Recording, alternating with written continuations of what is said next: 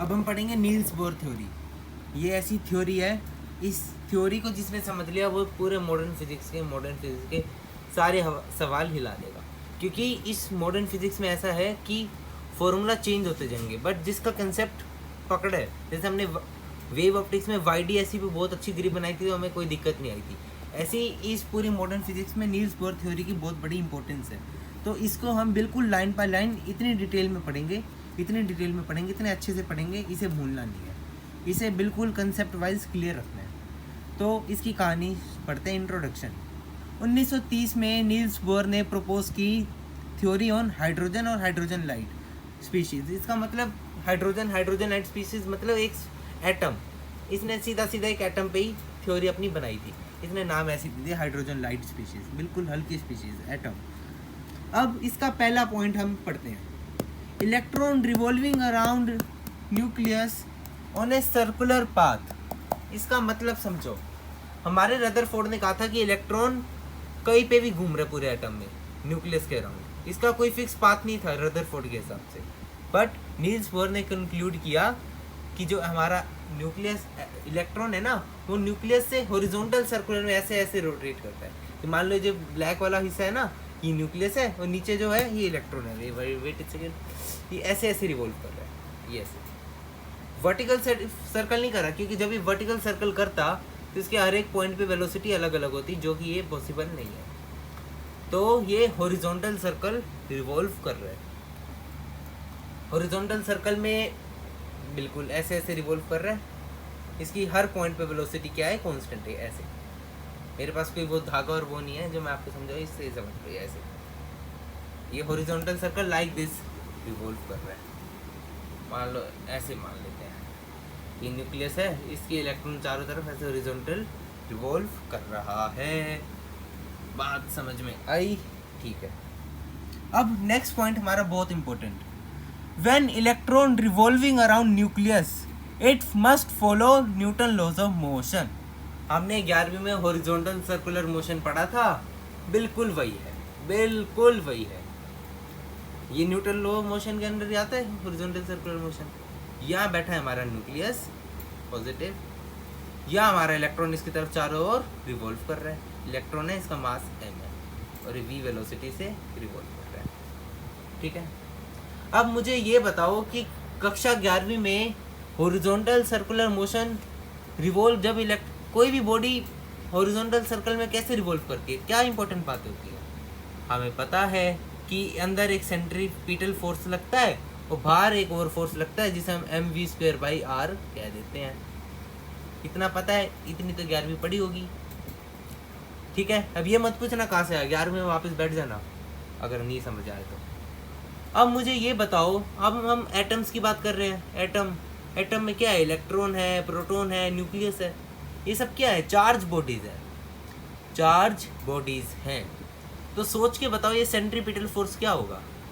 Centripetal force क्या होगा? CF क्या होगा? क्या होगा? देखो चार्जेस हैं, तो चार्जेस के बीच पे कौन सा फोर्स होगा? इलेक्ट्रोस्टैटिक। और इलेक्ट्रोस्टैटिक तो हमने पूरा चैप्टर पढ़ा है, पहला चैप्टर है 12वीं क्लास का।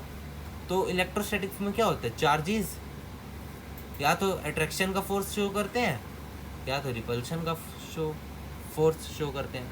अब यहाँ पे पॉजिटिव चार्ज ये है, प्रोटॉन में पॉजिटिव चार्ज होता है एंड इलेक्ट्रॉन नेगेटिव चार्ज है। तो क्या करेगा, ये चार्ज हैवी भी है, तो ये चार्ज क्या करेगा, अपनी ओर इसे खींचने की कोशिश करेगा। ठीक है। तो हमारा इस हमारा डायग्राम में हमारा सेंट्रीपिटल फोर्स क्या एक्ट कर रहा है? Electrostatic, F electrostatic. इसकी वैल्यू भी मैं बता सकते हैं कि इसका वैल्यू होगी K Q1 Q2 अपॉन में R²। Q1 है हमारा ZE, Q2 है हमारा E अपॉन R, मतलब जो इसका यहाँ से लेके यहाँ तक का डिस्टेंस है, रेडियस। ये इसकी वैल्यू हो जाएगी। वैसे अभी इसका अभी कोई काम नहीं है। ठीक है। हमें बस इतना जानना है, यहाँ पे एक सेंट्रीपिटल फोर्स लग रहा है और यहाँ पे mv²/r लग रहा है। अब हमने पढ़ा था कि जब एक बॉडी यहाँ पे ऐसे मूव करेगी तो क्या होगा, जो हमारा F इलेक्ट्रोस्टैटिक होगा वो इस फोर्स के बराबर होगा। मतलब F इलेक्ट्रोस्टैटिक बराबर mv² अपॉन r। ठीक है,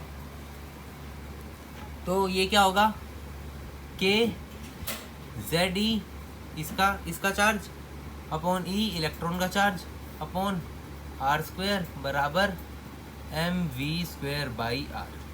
अब मैंने जो ये बात लिखी, ये ऐसी कंसेप्चुअल बात है, ये कंसेप्चुअल बात है, ये कभी नहीं बदलेगी।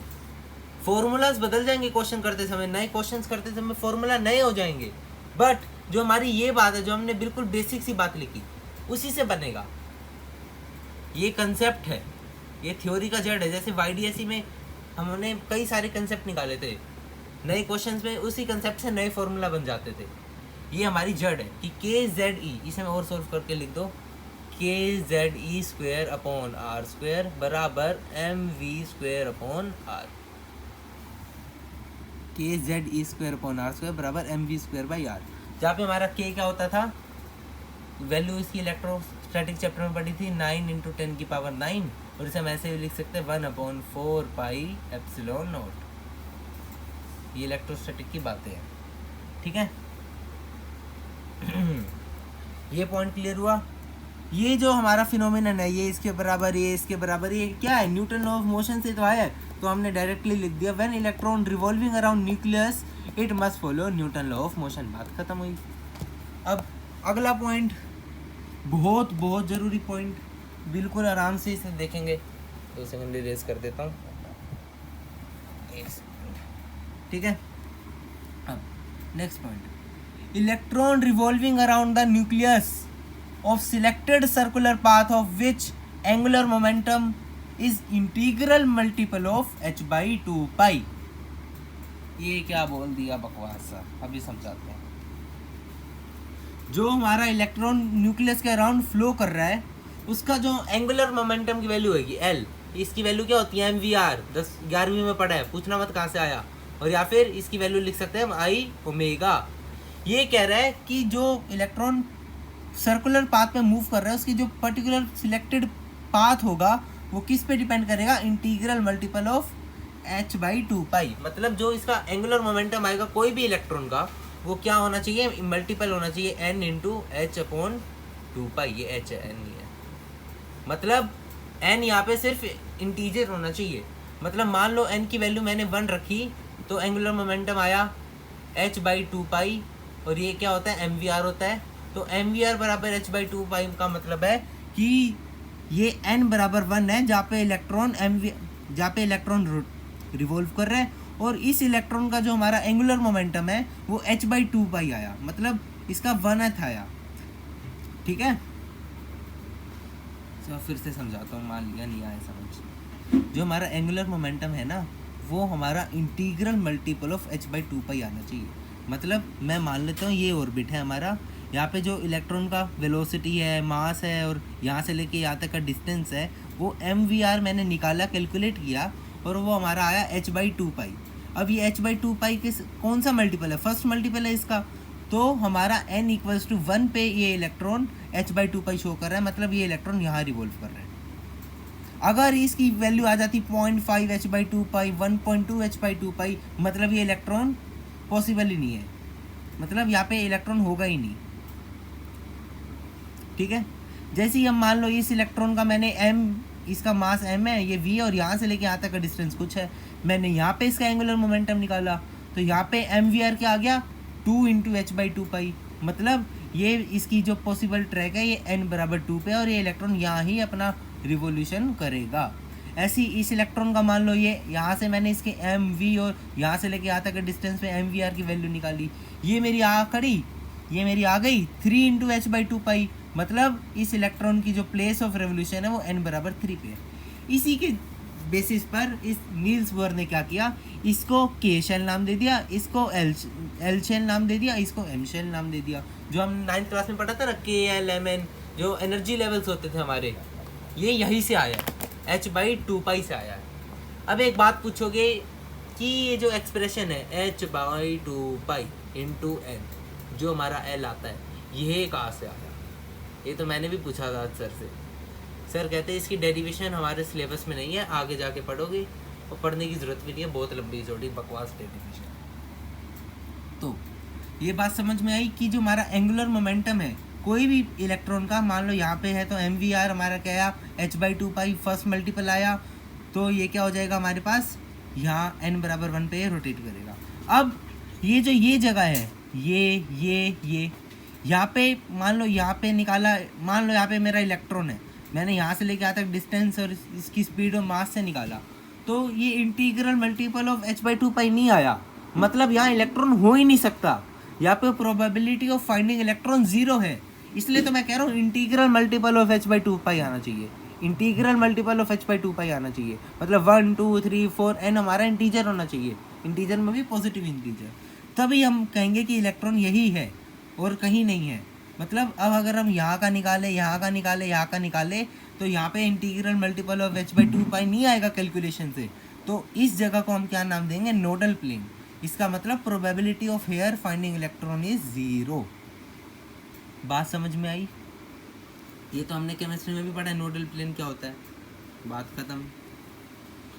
ये हो गया हमारा एंगुलर मोमेंटम के ऊपर इसका नील्स बोर का थर्ड पॉइंट। अब एक और बात, L बराबर mvr बताया था, L बराबर I ओमेगा बताया था, ये एंगुलर मोमेंटम का फॉर्मूला होता है। अब जेईई एडवांस पे इसके ऊपर एक सवाल आया, पैसेज का क्वेश्चन था, इसका एक पार्ट बता रहा हूँ। Find rotational kinetic energy if Niels Bohr theory is valid. अब हमने 11वीं कक्षा में पढ़ा है कि रोटेशनल काइनेटिक एनर्जी होती है half I omega square I। अब देखो हमें निकालना है काइनेटिक एनर्जी रोटेशन, तो हम यहाँ से क्या करेंगे, ओमेगा की वैल्यू निकाल लेंगे। ओमेगा की वैल्यू क्या आएगी, I ओमेगा बराबर mvr होगा, I ओमेगा बराबर mvr होगा, I ओमेगा बराबर नहीं, I ओमेगा बराबर क्या होगा, NH/2 मतलब इसका मल्टीपल होगा। जैसे L तो ये है, L की जगह मैं ये भी लिख सकता हूँ I ओमेगा बराबर NH/2। तो मैंने यहाँ से ओमेगा की वैल्यू क्या निकाली, ओमेगा बराबर NH/2 और यहाँ ओमेगा की जगह रख दी, तो ये क्या आएगा, हाफ I इंटू NH/2 का whole square.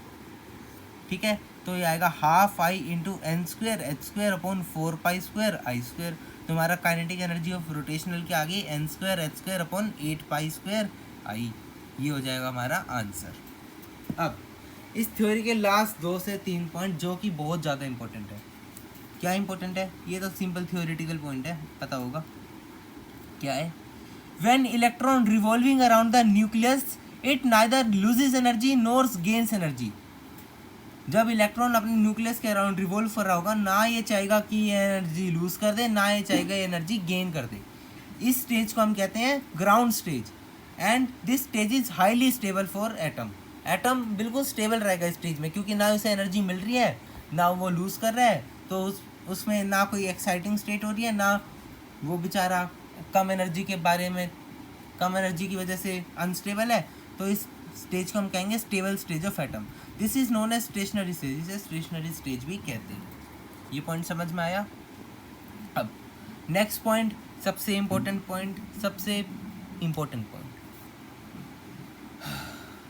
When energy is supplied to an electron it jumps from lower energy level to higher energy level. जब हम एक एनर्जी सप्लाई करते हैं इलेक्ट्रॉन को, तो वो जंप कर जाता है लोअर एनर्जी लेवल से हायर एनर्जी लेवल। मान लो ये हमारा इलेक्ट्रॉन है nth फर्स्ट ऑर्बिट पे, मैंने इसे फोटोनिक एनर्जी दी। फोटोनिक मतलब E बराबर hc/λ हमने पढ़ा है, तो E बराबर c/λ क्या होता है, फ्रीक्वेंसी, तो E बराबर hf। मान लो मैंने इसे फोटोनिक एनर्जी दी, और ये एजप्शन मान लो कि इस ऑर्बिट में इसे स्टेबल रहने के लिए -13.6 इलेक्ट्रॉन वोल्ट है, और यहाँ पे जाने के लिए इसे इतनी एनर्जी की नीडेड है, तभी यहाँ पे ये रह सकता है। तो ये होगा -3.4 इलेक्ट्रॉन वोल्ट। तो मैंने इसे एनर्जी दी, यहाँ से इलेक्ट्रॉन के पास एनर्जी हुई, ये एक्साइट हुआ और यहाँ जाके कूद गया, तो इसे कितनी एनर्जी चाहिए होगी, डेल्टा E क्या होगा। मान लो यहाँ की एनर्जी है EN1, यहाँ की एनर्जी है EN2 और यहाँ की EN3, तो इसका डेल्टा एनर्जी, मुझे इसे एनर्जी का चेंज कितना देना पड़ेगा, this minus this, EN2 minus EN1। EN2 क्या, -3.4 इलेक्ट्रॉन वोल्ट, यहाँ कैलकुलेशन की कोई बात नहीं है। EN2 माइनस EN1, हमें इतने एनर्जी का नीड चाहिए कि इस इलेक्ट्रॉन को यहाँ से लेके यहाँ तक एक्साइट करा दे। अब ये एनर्जी क्या हमारी hc/λ, जो हमने फोटोनिक एनर्जी दी है ये हमारी एच सी बाई लेमडा होगी। तो एच सी बाई लेमडा बराबर E n two minus E n one. यहाँ सवाल ऐसा आता है हमें कितनी वेवलेंथ का फोटोन देना है कि ये इलेक्ट्रॉन एक्साइट होके वहाँ पहुँच जाए। तो हमें यहाँ से लेमडा की वैल्यू चाहिए। लेमडा की वैल्यू आएगी H C upon E n two minus E n one. ये लेमडा क्या है? Wavelength of photon needed to excite electron from jump into lower energy level to higher energy level. ये इतनी wavelength की light को absorb, इतनी wavelength के photon को एब्जॉर्व करेगा इलेक्ट्रॉन, तभी वो लोअर एनर्जी लेवल से हायर एनर्जी लेवल जाएगा। इसका वाइस वर्सा भी यही है कि अगर ये हायर एनर्जी लेवल है तो ये इतनी वेवलेंथ की रेडिएशंस रिलीज करेगा कि वो हायर एनर्जी लेवल से लोअर एनर्जी लेवल पहुंच जाए। इसकी बात भी उल्टी है। अब कुछ वैल्यूज़ है जो हम मानते हैं। एच सी की वैल्यू लेते हैं हम 12400, जब हमारा लैम्डा क्या होता है एंगस्ट्रॉम में, एंड एनर्जी होती है हमारी इलेक्ट्रॉन वोल्ट में। और जब हम एच सी को लेते हैं हम लेते हैं एच सी को 1240, कब लेते हैं? जब हमारा लैम्डा क्या हो नैनोमीटर में, एंड हमारी जो एनर्जी क्या हो वो हमारी इलेक्ट्रॉन वोल्ट में। इतनी बात समझ में आई? ठीक है, यही बात लिखी है। It means electron to go to lower energy level to higher energy level, it absorbs wavelength of H C upon E n two minus E n one. Electron to jump back from higher energy level to lower energy level, it emit wavelength of lambda H C upon E n two minus E n one. मेन मान लो अब ये electron हमारे यहाँ है, तो यहाँ है, तो इस एनर्जी कितनी चाहिए होगी? E n three minus E n two. हमने यहाँ से यहाँ तक की बात करी। ठीक है, एक और बात सुन लो, ये आगे हमें क्लियर होगा कि जब इलेक्ट्रॉन यहाँ से लेके यहाँ तक जंप करता है ना, वो यहाँ पे बहुत माइन्यूट सेकंड के लिए रहता है, मतलब अप्रोक्सीमेट 10⁻⁻5 सेकंड के लिए यहाँ रहेगा, फिर वो वापस अपनी एनर्जी इमिट करके अपने नॉर्मल शेल में पहुँच जाएगा। इसका रीज़न हम आगे पढ़ेंगे। मैंने पूछा था ऐसा क्यों होता है, बट सर ने अभी बताया नहीं। तो इतनी बात क्लियर हुई। ये हमारा लास्ट पॉइंट था नील्स बोर थ्योरी का। हमारी नील्स बोर थ्योरी पूरी होती है, मे बी और कुछ बची होगी वो कल पता चल जाएगा। तो हम आओ एक बार रिकैप करते हैं हमने क्या पढ़ा। सबसे पहले पढ़ा हमने कि इलेक्ट्रॉन एक न्यूक्लियस के अराउंड सर्कुलर पाथ पे रिवॉल्व करते हैं। कौन सा circular path? Horizontal circular path, ऐसे। तब हमने पढ़ा है जो हॉरिजॉन्टल सर्कुलर पाथ पे रिवॉल्व करते थे Newton laws of motion follow करते हैं कि ये फोर्स हमारा हो गया एफ इलेक्ट्रिक, ये होगा हमारा M V square by R. F electric को मैं लिख सकता हूँ के Q1 Q2 by R square बराबर M V square by R. Q1 हमारा ZE, Q2 हमारा एक इलेक्ट्रॉन मतलब E, मतलब के ZE square upon R square बराबर M V square by R. ये फैक्चुअल बात है, कभी नहीं बदलेगी। ओके, थर्ड पॉइंट हमने पढ़ा electron revolving around nucleus on selected circular path of which angular momentum is integral multiple of n/h/2π। मतलब जहाँ इलेक्ट्रॉन एक सिलेक्टेड पर्टिकुलर पाथ पे रिवॉल्व कर रहे हैं, उस इलेक्ट्रॉन का तब एंगुलर मोमेंटम हमेशा क्या होगा? h/2π का इंटीग्रल मल्टीपल होगा। मतलब जहाँ भी आपको इलेक्ट्रॉन रिवॉल्व करते दिख रहे हैं, वहाँ का जब आप एंगुलर मोमेंटम कैलकुलेट करोगे तो वो हमेशा इंटीग्रल मल्टीपल ऑफ h/2π आएगा। अब मैंने इसका सिंपल भाषा में बोल दिया। अब देखो आराम से बात समझ में आ गई होगी इतना सुनने के बाद कि जहाँ इलेक्ट्रॉन आपको दिख रहे हैं रिवॉल्व करते, अगर आप उस पॉइंट का एम वी आर की वैल्यू निकालोगे, जो एंगुलर मोमेंटम होता है एम वी आर के बराबर, अगर आप उसकी वैल्यू निकालोगे वो हमेशा h/2π के इंटीग्रल मल्टीपल आएगी। मतलब या तो h/2π आ जाएगी, या 2h/2π आ जाएगी, या 3h/2π आ जाएगी, या 4h/2π आ जाएगी, एंड सो ऑन। एंड जहाँ पे इलेक्ट्रॉन की फाइंडिंग प्रोबेबिलिटी 0 होती है, मतलब जहाँ का एंगुलर मोमेंटम इसके इंटीग्रल मल्टीपल के बराबर नहीं होता, मतलब वहाँ इलेक्ट्रॉन है ही नहीं। ये आपका वहम है कि वहाँ इलेक्ट्रॉन है, वहाँ पे है ही नहीं, और उस जगह हमको क्या कहते हैं? Nodal plane. Probability of finding electron is 0। तब हमने ये रोटेशनल काइनेटिक एनर्जी का न्यूमेरिकल करा, ये तो आ गया होगा समझ। तब हमने पढ़ा कि इलेक्ट्रॉन ना अपनी एनर्जी देता है ना लेता है। देगा तो एक्साइट हो जाएगा बेचारा, अनस्टेबल रहेगा, और देगा तब बेचारा गम में रहेगा कि हाँ मेरी एनर्जी कम होगी, तब भी अनस्टेबल रहेगा, बात खत्म। एंड आगे हमने पढ़ा हम इलेक्ट्रॉन को एनर्जी सप्लाई करते हैं तो वो लोअर एनर्जी से हायर एनर्जी की तरफ शिफ्ट करता है, इसे हम exciting stage of an atom कहते हैं। और ये क्या होती है? हाईली अनस्टेबल होती है, क्योंकि इलेक्ट्रॉन तब इस ऑर्बिट में रिवॉल्व करने लायक इसकी औकात नहीं बचती, वो वापस अपनी एनर्जी को इमिट करके वापस आ जाता है। इसका रीज़न हम आगे पढ़ेंगे क्यों आ जाता है। तब हमने पढ़ा इसे यहाँ से यहाँ तक पहुँचाने में एनर्जी कितनी देनी पड़ेगी? यहाँ की एनर्जी माइनस यहाँ की एनर्जी, इतना एनर्जी का चेंज इसे हमें देना पड़ेगा। और फोटोनिक एनर्जी क्या होती है? h/c/λ। तो h/c/λ इतनी एनर्जी हमने दी बराबर ये कितनी चेंज के बराबर है, En2 माइनस En1। यहाँ से हमने लैम्डा निकाला फोटोन का, क्या करने के लिए, इलेक्ट्रॉन को एक्साइट करने के लिए, Hc/En2 माइनस En1। यहाँ से हमने लैम्डा निकाला, इसे क्या कहेंगे, wavelength of proton needed to excite an electron from lower to higher and vice versa, higher to lower उतनी ये वेवलेंथ एमिट कर देगा, अगर हम लोअर से हायर पहुँचा रहे तो इतनी ये वेवलेंथ एब्जॉर्ब कर लेगा। ठीक है, ये कुछ वैल्यूज़ थी, इसे याद रखना है, न्यूमेरिकल करते टाइम ज़रूरत पड़ेगी। ठीक है, वही ये बात लिखी है। तो आज का हमारा बहुत बड़ा टॉपिक, बहुत important topic Niels Bohr theory ख़त्म होती है। बाय।